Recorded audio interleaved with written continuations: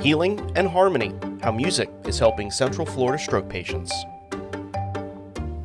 You're listening to The Wrap from Central Florida Public Media. I'm Brendan Byrne. Across the state of Florida, more people are having strokes. Local health experts are expanding the ways in which they treat the growing body of stroke patients. At AdventHealth Central Florida, patients are healing alongside musicians playing in the hospital's Strokeestra. Music has an effect on your body and your brain, an incredible, intense effect. The story of a new therapeutic option for stroke patients at AdventHealth with the help of London's Royal Philharmonic Orchestra. That's ahead on The Wrap, the big stories this week from Central Florida Public Media. But first, these headlines.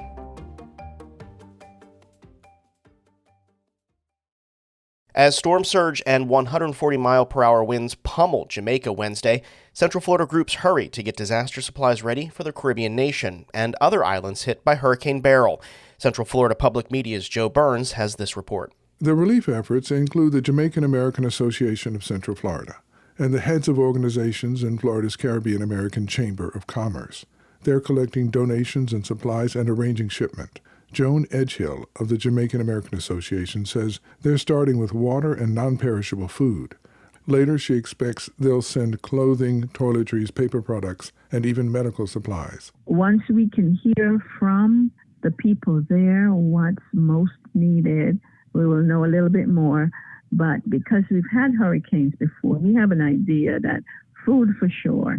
Food and water. The Chamber Group has an early list of needed items, including non-perishable food, hygiene products, diapers, money, toys, and books. The drop-off is at Lara Shipping on South Kirkman Road. Joe Burns, Central Florida Public Media. Florida students outperformed themselves in math, English language arts, science, and social studies on the most recent Florida Assessment of Student Thinking, or FAST test. The test, given 3 times a year to VPK through high school students, gauges learning across a variety of different subjects. This year, 4% more students were at or above grade level in English language arts, and 4% more students were at or above grade level in math. This is the second year the test has been administered. An Orlando organization that helps people experiencing homelessness is making a tough decision. Service and Love Together, better known as SALT, is temporarily suspending some services due to a loss in funding. And as Central Florida Public Media's housing and homelessness reporter Lillian Hernandez-Carballo finds, it's not the only homelessness organization facing budget challenges. SALT is facing a budget shortfall of hundreds of thousands of dollars, forcing the organization to cut back on their donor-reliant mobile laundry and shower services. While Executive Director Eric Camarillo says this will not affect the organization's grant-funded offices for case management and youth homelessness, he worries about the people who depend on the soon-to-be reduced services. There are people out here that just can't care for themselves, and they don't have anyone that can care for them. People with disabilities, seniors, 70, 80 years old, families with kids. It's a lot. So, yeah, we have a lot of weight on our shoulders. SALT is not the only local organization losing funding. Last month, the Christian Service Center made a call for more financial support from local governments, and in October, the Homeless Services Network of Central Florida held their first ever fundraiser in 30 years. Lillian Hernandez-Carballo, Central Florida Public Media. Lillian Hernandez-Carballo is a Report for America Corps member. These stories and more on our website. Visit cfpublic.org. It's an election year. What local issues do you care about? What concerns you? Do you have questions about the process of voting?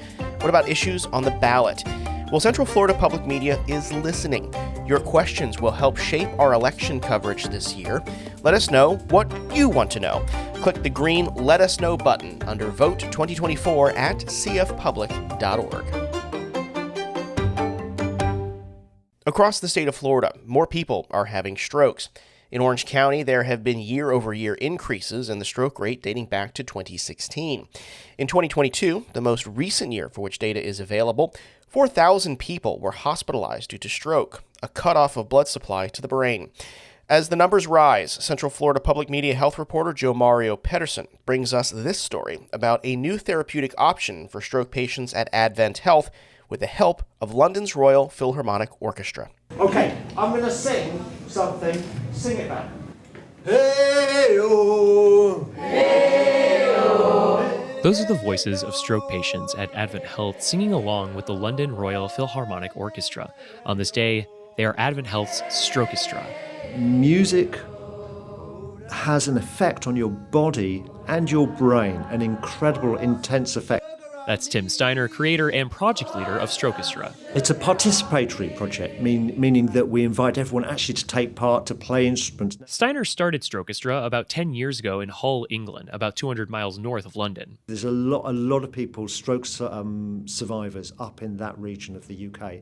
And out of that came Strokeestra. Now, Steiner is working with the Orlando Philharmonic Orchestra and AdventHealth to bring Strokeestra to Central Florida.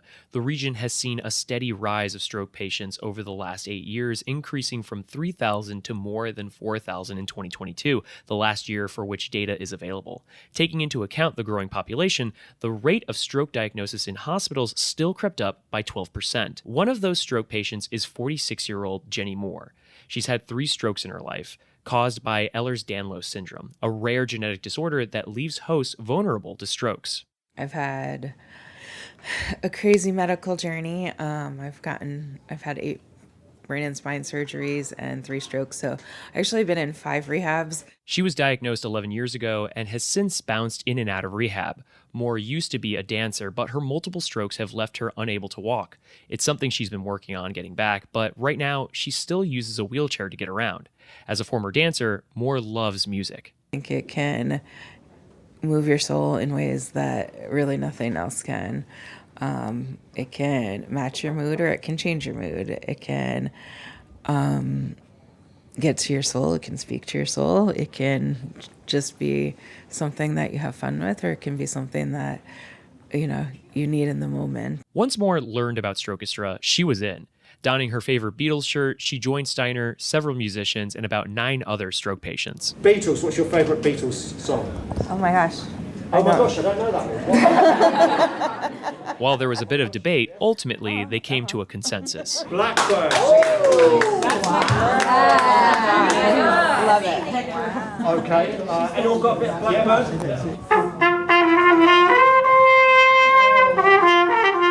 The first part of the session, patients call out their favorite songs to loosen everyone up a bit. Once they're feeling good, the jam session begins. You can hear Moore freestyling on a xylophone.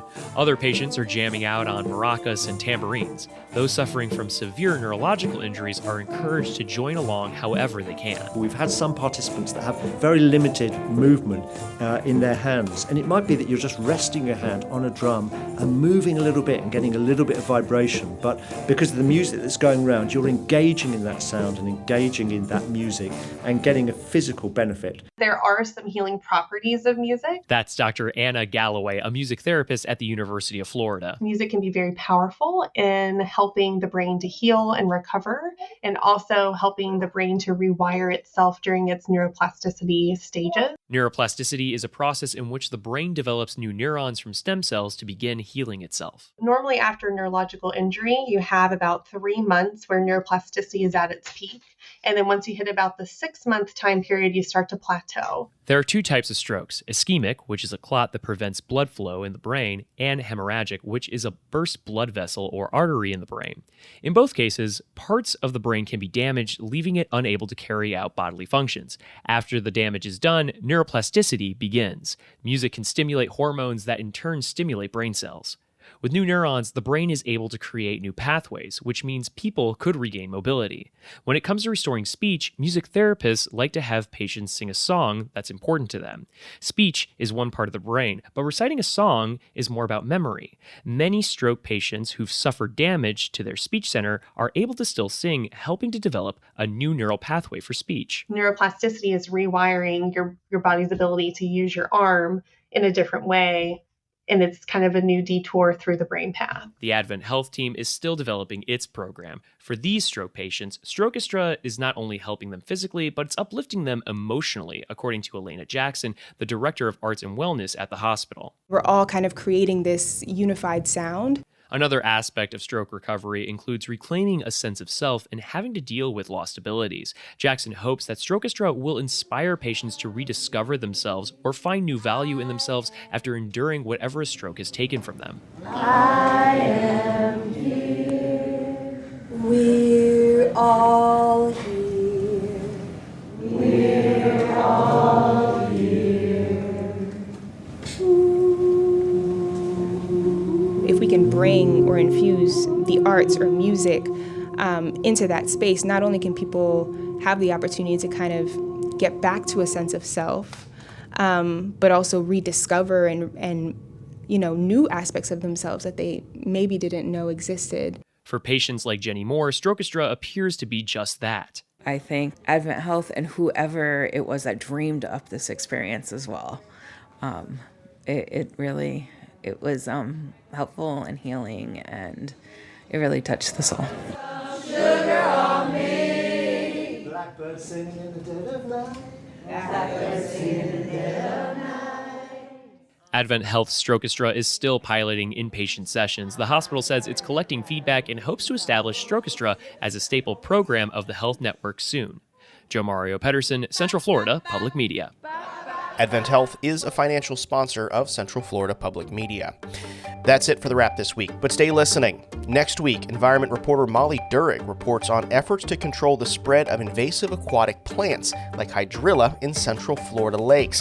Growth of this plant can be good when balanced, but unchecked, it can make flooding worse. So where you have a lot of hydrilla in your water conveyance canals, you can have severe flood risk because you simply cannot get the water dropped and moved in a timely fashion. The efforts to fight aquatic plants and the risks involved, that's next week on Central Florida Public Media. This podcast is produced by Central Florida Public Media with assistance from News Director Latoya Dennis and Digital Director Ryan Ellison. Script editing this week from Nicole Darden-Creston. I'm Brendan Byrne. This is The Wrap.